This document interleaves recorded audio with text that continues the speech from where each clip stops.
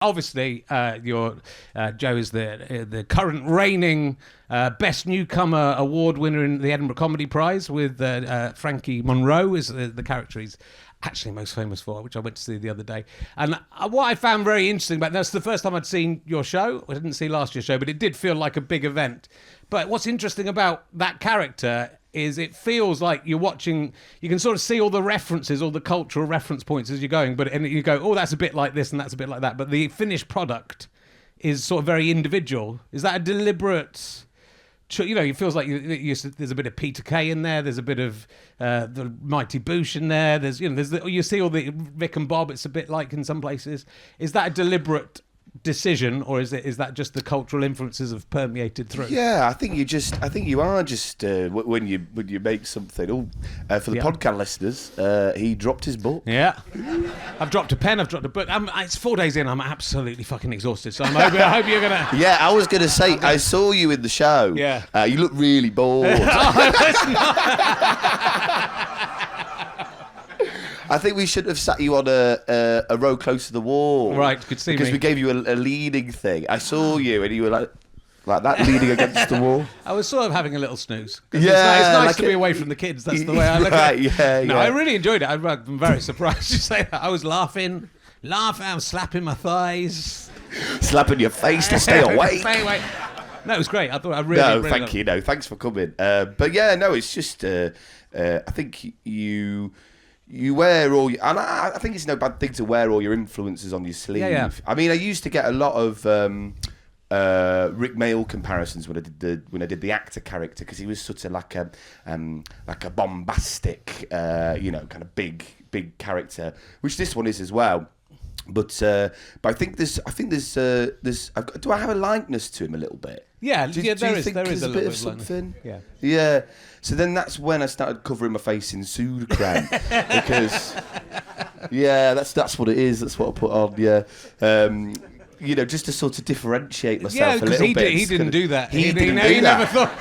He never thought of that, and that is why. That's why he was never as successful as he could. Imagine he thought of doing that. It's a bold choice, and I like it. And it's because in the show at the end you said it was sort of an accidental thing. You did it one day, and it was funny, so now you have to do it every time. Yeah. Is that genuinely true? That's true. Yeah. Why did you have Sudocrem in your? I mean, maybe I don't want to know. Well, it was. The idea was to do it with white face paint. Right. Yeah. Because he's the character is. He owns a working men's club in Rotherham that's also a portal to hell. That's the character, and he's kind of like a ghoul, ghoulish. So I thought, kind of pale white face would be good for that. Yeah. And then I didn't have any of the paint, and I thought, well, how are people going to know I'm a ghoul if I've not got a white face? You know, I thought this is going to tank. They're going to go, he's not a ghoul. What the? So I went to a shop, like a corner shop near the venue, and there was some Sudocrem, and I thought that'll do, and I put it on, and then I poured a beer. I went to down a beer as like a magic trick where I made the beer disappear. Yeah. And it's eyebrow stuff. And the beer went in my face, and then all the Sudocrem went in my eyes, and it all started burning. And then I was going, I'm gonna level with you. The Sudocrem's just got in my eyes, and I hadn't really had a laugh up until that point, but that laugh was huge. Yeah. They loved it. Yeah. So then I thought, I've got to do that every time now. How dangerous is it to get Sudocrem in your eye? Because it must happen a lot. You're sweating throughout the show. Yeah, I'm burying my head in the sand in terms of the long-term effects. Because it's like those ladies. There used to be something where people. What was it? The mercury. There was something where women painted their face with mercury in a job, wasn't there? What was that? That was my mum. Was it? Yeah.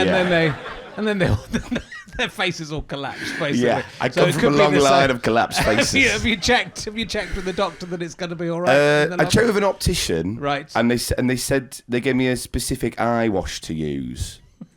That I didn't write down, so I don't know. I just use a general eye wash, and that does it. I mean, it's an incredible a visual image straight from the start, and the show is. I mean, you say it's highbrow stuff.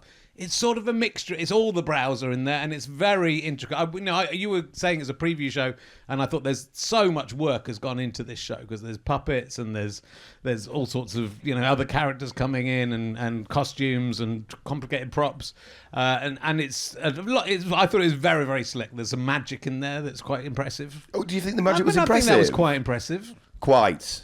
Well, I'm trying to work out. I don't want to say how I think you did. You did the magic, but there's some magic that's quite good.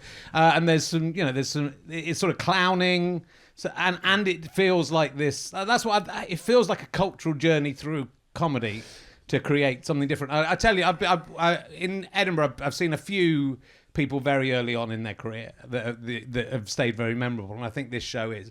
So I saw Harry Hill, one of Harry Hill's first shows, and you go, this is something amazing. This is going to be an incredible thing. It's just these individual, Johnny Vegas, the Boosh I saw early on, Garth Marenghi I saw early on. You could sort of see straight away they had their world created very early on. And given you're a fairly young man, and this is your second show, it just felt like whilst it's very immature, it feels like a very mature show.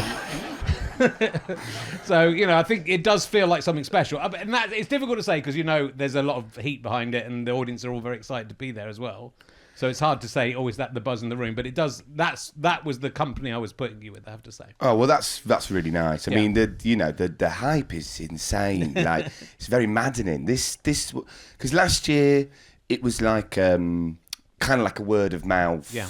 Like the Fringe, is sometimes like it was a late night show and not many people in at the beginning, and then the word spread at the festival and it sold out by the end, and then toured with it and it all sold really well, and then this year I've been stressed all year because I have to make another one. And then I got here and I did the two, the preview shows where it's not quite ready yet. You're still figuring stuff out. You're still getting it all right.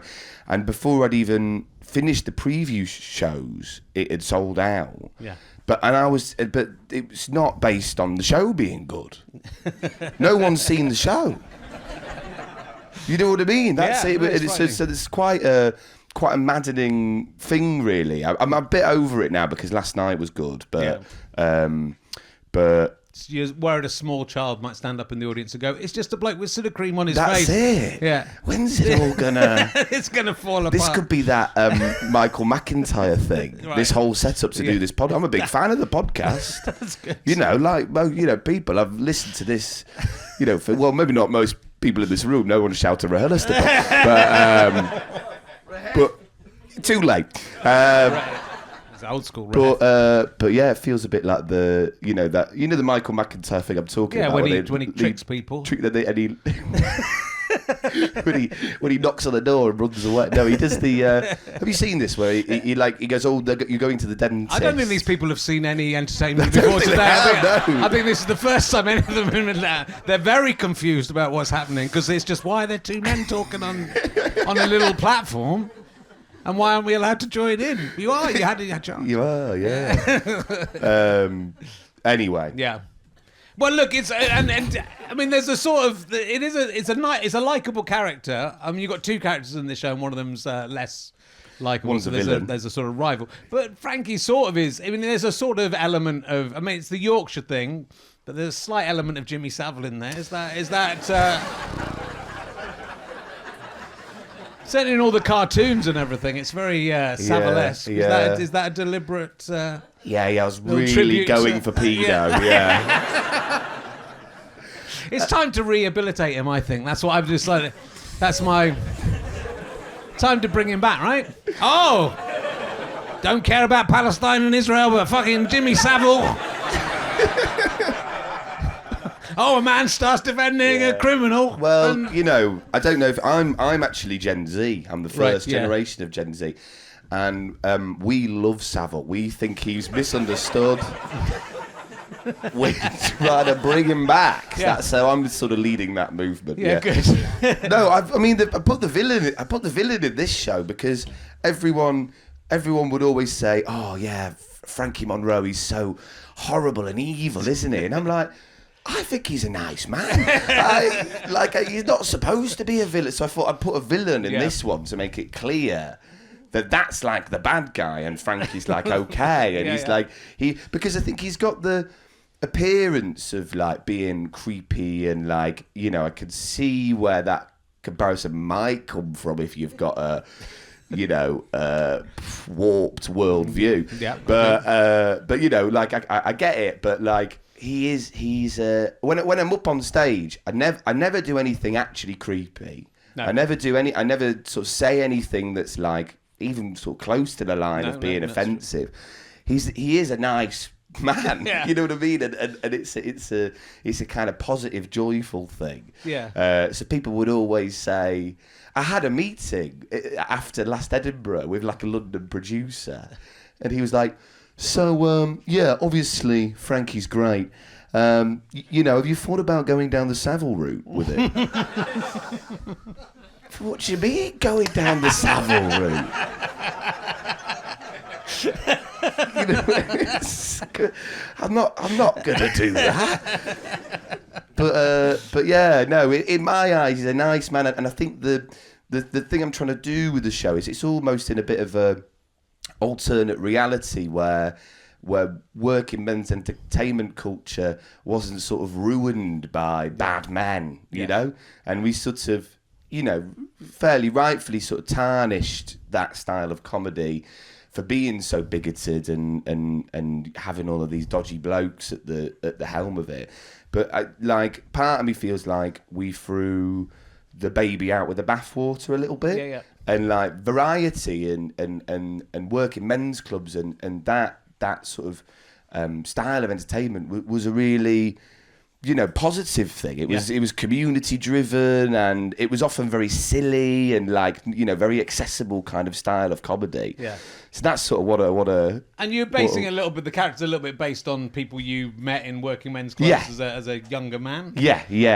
So you know it's that kind of joshing kind of older guy who's, you know, has little tricks and stuff, and you know, who's trying to take your credit card for a joke and won't give it back. You know, it's that sort of thing, isn't it? Where it is playful and fun, and it's, you know, I don't know, it's it really, you know, it's I mean, none of you are going to be able to see it. It is on, you know, you might be doing some extra shows, right? So there might be extra shows, and it's going on tour as well. It will be on tour. When you tour it, is it going to become like a longer show when you tour it? You're going to sort of do two halves? Well, what I did last year was I did the show, and then I did a pub quiz in the second half, where I just sort of tried out some new material, but it was all sort of held together. But it's like Frankie's pub quiz, so it's a bit messed up, you know. Like there's the milk round. What? Do you want to do the milk round? Yeah, should we do it now? Yeah, okay. So pretend that's a glass of milk. Okay. All right.